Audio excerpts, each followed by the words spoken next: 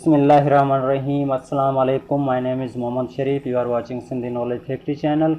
It's our last class of tense. In this class, we learn about future perfect continuous tense. After this class, I will make one more class about revised class.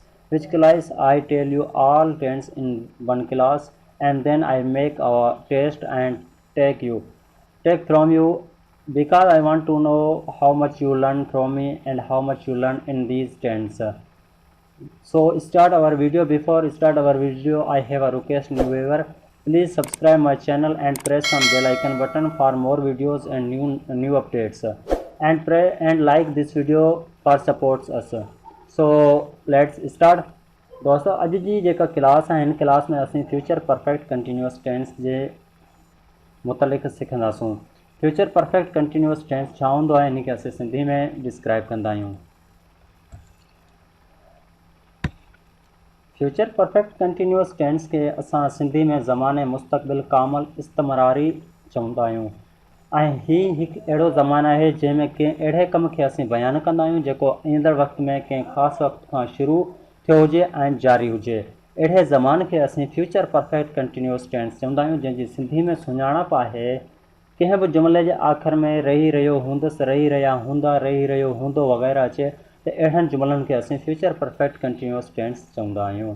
उमेद तव्हांखे clear थी वियो हूंदो त future perfect continuous tense खे छा आहे ऐं future perfect continuous tense खे असीं सिंधी में छा चवंदा आहियूं। फ्यूचर परफेक्ट कंटिन्यूअस टेंस खे असीं सिंधी में ज़माने मुस्तक़बिल कामल इस्तमरारी चवंदा आहियूं, जंहिंमें असांखे इहो ॻाल्हि या अहिड़े कम खे असां बयानु करियूं था जेको ईंदड़ वक़्त में कंहिं ख़ासि मुदत ताईं कमु हलंदड़ हुजे। अहिड़नि कमनि खे असीं फ्यूचर परफेक्ट कंटिन्यूअस टेंस में डिस्क्राइब कंदा आहियूं, जंहिंजी जेका सिंधी में सुञाणप आहे उहो आहे त कंहिं बि जुमिलो, यानी कि को बि जुमिलो हुजे जंहिंजे आख़िर में रहियो हूंदुसि, रहिया हूंदा, रही हूंदो वग़ैरह अचे, अहिड़नि जुमिलनि खे असीं फ्यूचर परफेक्ट कंटिन्यूअस टेंस जा जुमिला चवंदा आहियूं। हाणे वठूं था मिसाल, जे मिसाल सां सम्झण जी कोशिशि कंदा आहियूं। 4 सालनि खां यूनिवर्सिटी वञी रहियो हूंदुसि, तव्हां सुबुह खां अख़बार पढ़ी रहिया हूंदा। हिते असां 2 सेंटेंस जेके ॾिनासीं, जंहिंमां असांखे इहो साबित थियो त फ्यूचर परफेक्ट कंटिन्यूअस टेंस में असां हर उन ज़मान जी ॻाल्हि कंदा आहियूं, उन वक़्त जी ॻाल्हि कंदा आहियूं जेको अचण वारे वक़्त में हली रहियो हूंदो, कुझु अरसे खां, कंहिं टाइम खां, कुझु वक़्त खां। तंहिंखे असीं फ्यूचर परफेक्ट कंटिन्यूअस टेंस चवंदा आहियूं। Now we start affirmative.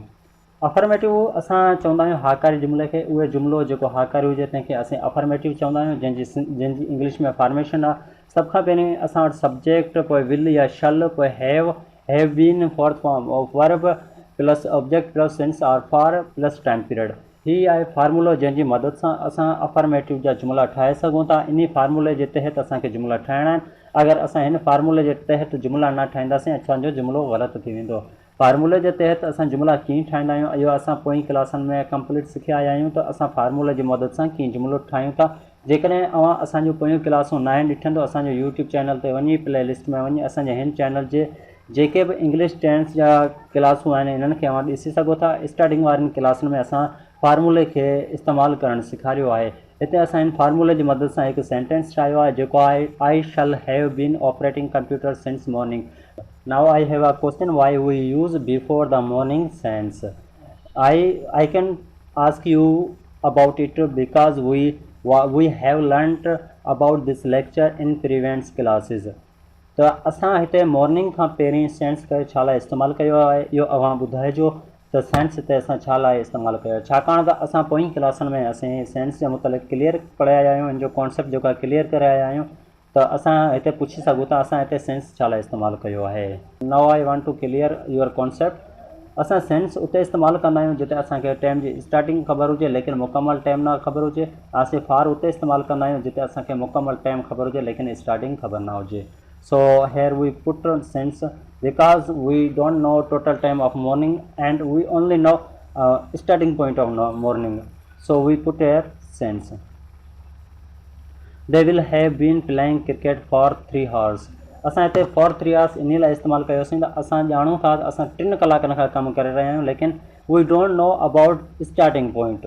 Only we know how much we time performing cricket for 3 hours. So we have put for. You will have been driving car since 7 p.m. इहो आहे affirmative जा जुमिला। हाणे असां ॻाल्हि कंदा आहियूं नेगेटिव जी। नेगेटिव असां चवंदा आहियूं नाकारी जुमिले खे, जंहिंजो फार्मूलो आहे फॉर्मेशन जंहिंजा subject plus shall will not have been fourth form of verb object since for or time period. ठीकु आहे, हिन जी फॉर्मेशन हुई जंहिंजी मदद सां असां जुमिला ठाहे सघूं था। वरी उहा ॻाल्हि, जुमिला असांजा सेम ई हूंदा। असां छा कयो आहे, I shall not have been operating computer since morning. असांजो सेंटेंस सेम ई आहे, लेकिन वी एड ओनली नॉट। असां हिते छा कयो, सिर्फ़ु असां ओनली नॉट खे एड कयो आहे, छाकाणि because in the formula we have option of not. असां वटि छा आहे, हिकु ऑप्शन आहे नॉट जो, त असां हिते नॉट खे इस्तेमालु कयो आहे। They will not have been playing cricket for 3 years। Same sentence आहिनि। Now we start interrogative. Interrogative means सवालिया।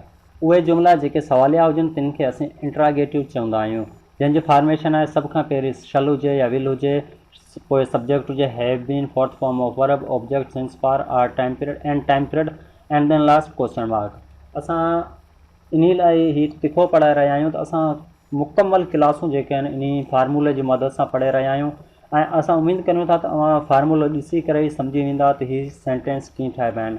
असां फार्मूले ते ई पढ़े रहिया आहियूं ऐं हीअ असांजी लास्ट क्लास आहे, इन लाइ असां तेज़ पढ़े रहिया आहियूं त तव्हांखे सम्झ में अची चुको हूंदो।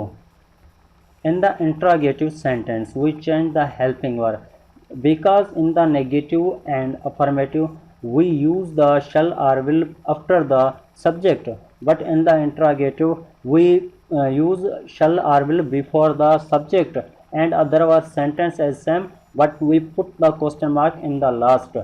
उम्मीद करां थो त तव्हां सम्झी चुका हूंदा त इंट्रागेटिव छा हूंदो आहे।